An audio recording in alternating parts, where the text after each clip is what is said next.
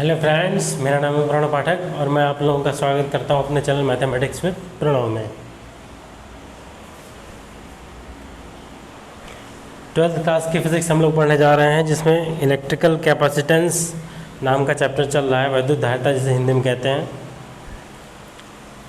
इसमें एक या दो लेक्चर जितने भी मेरे लेक्चर हुए उसे आप पहले जाके देखें, फिर आज की बातों को आपको समझने की कोशिश करें, तब आपको क्लियरली बातें समझ में आएंगी। अभी मैं थोड़ा वायरल से परेशान हूँ, थोड़ा तबीयत अभी ठीक नहीं है, लगभग 1-2 दिन और लगेंगे रिकवर होने में। तब तक आप लोग धैर्य बनाए रखिए।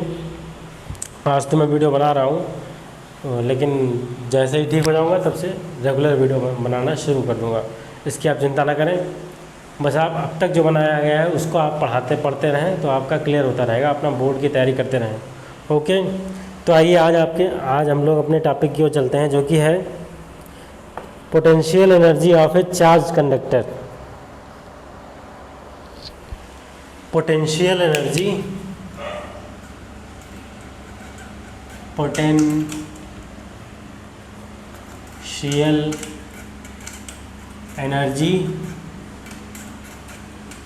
ऑफ ए चार्ज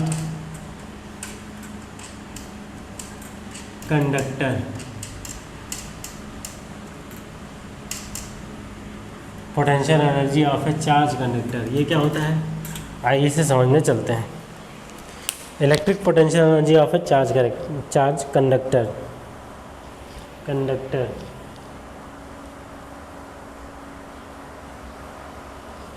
आप जानते हैं कि अगर कोई कंडक्टर है, किसी कंडक्टर को अगर चार्ज दिया जाता है तो उसमें कुछ ना कुछ वर्क डन करना पड़ता है।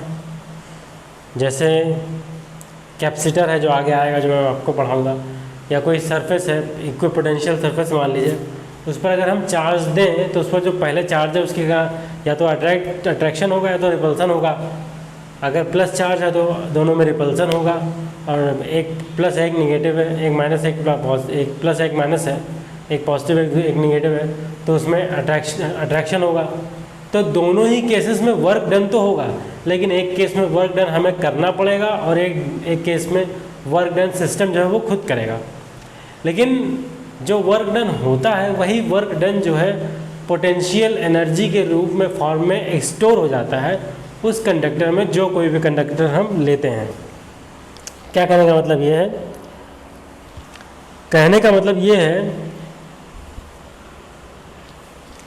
कि कोई कंडक्टर को अगर हम चार्ज देते हैं तो वो चार्ज के कारण उसका पोटेंशियल बढ़ जाता है और उसमें वर्क डन करना पड़ता है, और ये वर्क डन जो होता है यही पोटेंशियल एनर्जी के रूप के फॉर्म में उसमें स्टोर हो जाता है। तो इस तरह से कोई भी जो चार्ज कंडक्टर होता है उसको आवेश देने में किए गए कार्य को, किए गए वर्क डन को ही इलेक्ट्रिक पोटेंशियल एनर्जी कहते हैं उस कंडक्टर की। या यूँ कहें कि कंडक्टर को पूरी तरह से चार्ज करने के लिए जितना वर्क डन होता है वही पोटेंशियल एनर्जी होती है। किसी कंडक्टर को पूरी तरह से चार्ज करने के लिए या चार्ज करने के लिए जो वर्क डन हमें करना पड़ता है वही पोटेंशियल एनर्जी होती है। जैसे मान लीजिए ये कोई कंडक्टर है,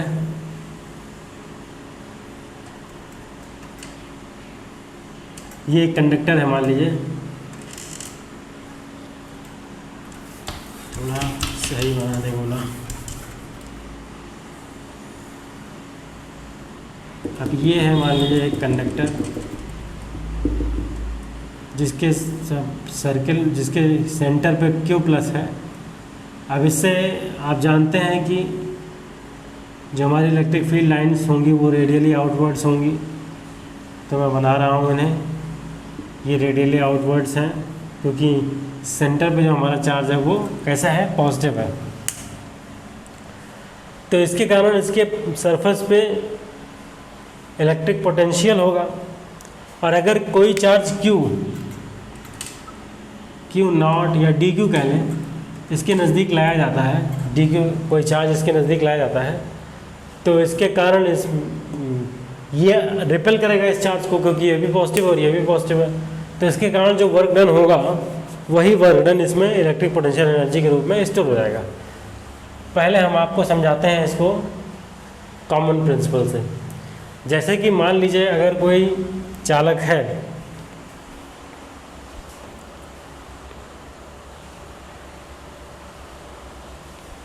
अगर मान लीजिए कोई चार्ज कंडक्टर है, जैसे मान लीजिए ये चार्ज कंडक्टर है, ये कंडक्टर है, इसको चार्ज और दिया जा रहा है, और चार्ज अगर दिया जाएगा तो क्या होगा, इस पर जो पहले से, अगर इस पर मान लेते हैं पहले चार्ज, कोई भी चार्ज नहीं था, जस्ट अ मिनट, इसको हटा दें। मान लीजिए ये हमारा कंडक्टर है, शुरुआत में इसमें कोई चार्ज नहीं है। अब जब हमने इसको क्यू चार्ज, थोड़ा सा चार्ज दिया, तो इसमें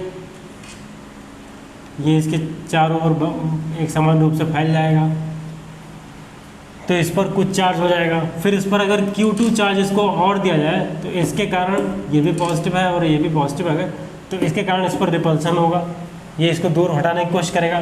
लेकिन हम Q2 इसको दे देंगे, तो Q2 अगर इसके अंदर चला जाएगा तो Q1 प्लस Q2 हो जाएगा, तो ये चार्ज बढ़ जाएगा। इसका वर्क डन करने के कारण इलेक्ट्रिक पोटेंशियल एनर्जी इसकी थोड़ा सा बढ़ जाएगी।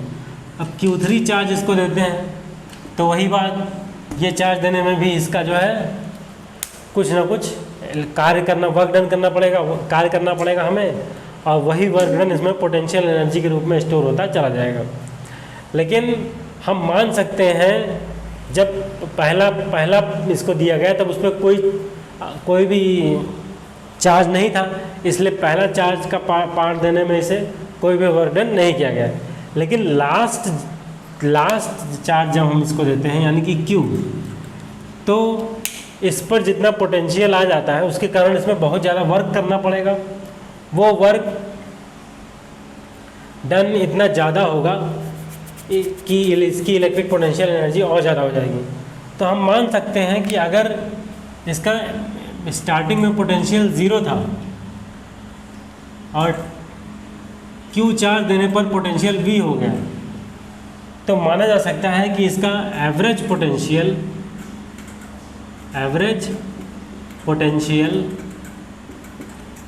कितना होगा, 0 प्लस V/2, यानी कि V/2 ये होगा।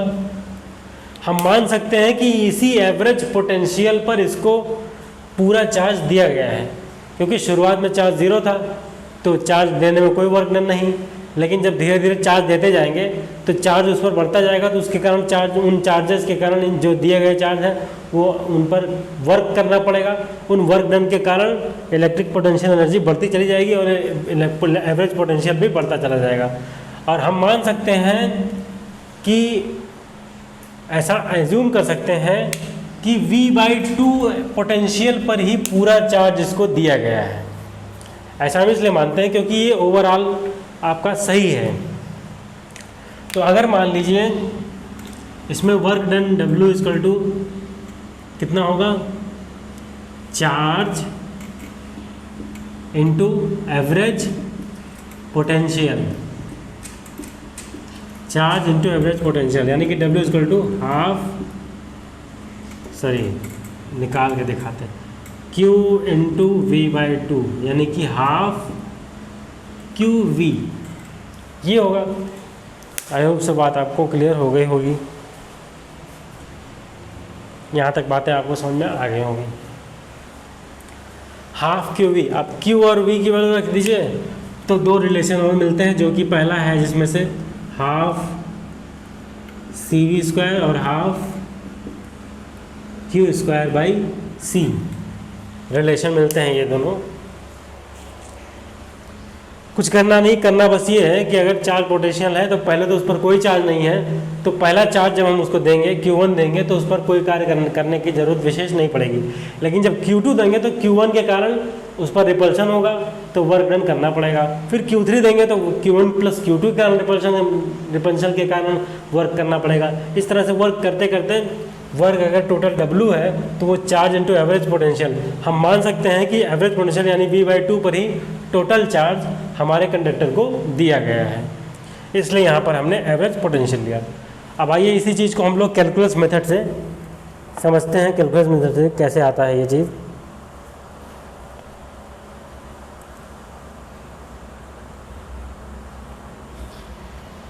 ये वर्क डन ही आपका इलेक्ट्रिक पोटेंशियल एनर्जी के रूप में स्टोर हो जाएगा, यानी कि W इक्वल टू यू।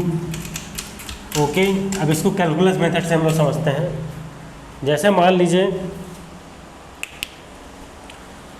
अगर इस कंडक्टर की कैपेसिटेंस C है और इसको Q डैश आवेश चार्ज दिया जाता है और पोटेंशियल V डैश हो जाता है, तो C is equal to Q dash by V, Q dash by V dash.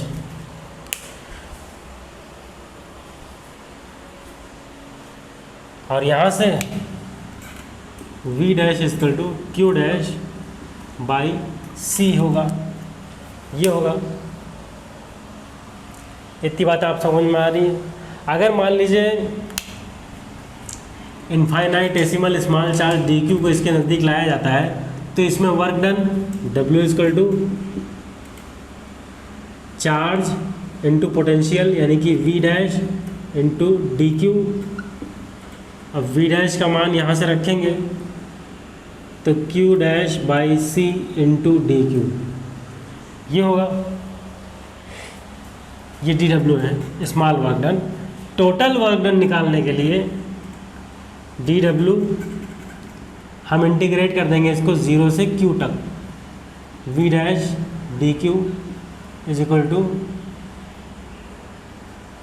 Sorry V dash की मैंने यहाँ रख दी है, Q dash by C is equal to this. यहाँ से 1 बाई C बाहर कॉमन, अंदर आएगा 0 टू Q डैश dQ, ये W और ये हो जाएगा 1 by C into Q square by 2।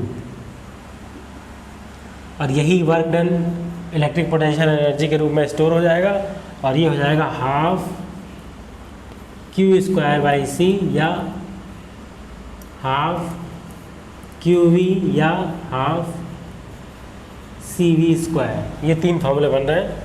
इन 3 फॉर्मूलों में से जो आपको तीनों याद कर लीजिए, जो सरल लगे उसको न्यूमेरिकल्स में यूज़ होंगे। ये कुछ करना नहीं है, समझना है, बस बात को समझना ये है कि इस चार्ज के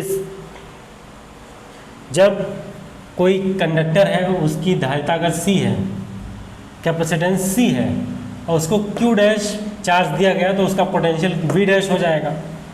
तो इसमें रिलेशन ये होता है। यहाँ से V डैश की वैल्यू निकालिए। अब मान लीजिए dQ चार्ज इनफाइनाइट से उस कंडक्टर में लेके हम आ रहे हैं, तो टोटल वर्क डन जो होगा वो इलेक्ट्रिक पोटेंशियल इनटू चार्ज के प्रोडक्ट के इक्वल होगा। वो हमने लगाया यहाँ पर। फिर V की डैश की वैल्यू यहाँ से यहाँ रखी। फिर इसके बाद टोटल वर्क डन कितना होगा, इंटीग्रेट कर देंगे 0 से W तक। इंटीग्रेट कर दिया हमने, ये V है, U है। तो इसके बाद ये हमारा वर्क डन इतना आ गया। फिर इंटीग्रेट करने के बाद ये फाइनल रिजल्ट हमें मिल गया। ओके, आई होप सो बात आपको समझ में क्लियरली आई होगी। आज की क्लास को मैं रोकूंगा। मिलते हैं कल, तब तक के लिए गुड नाइट।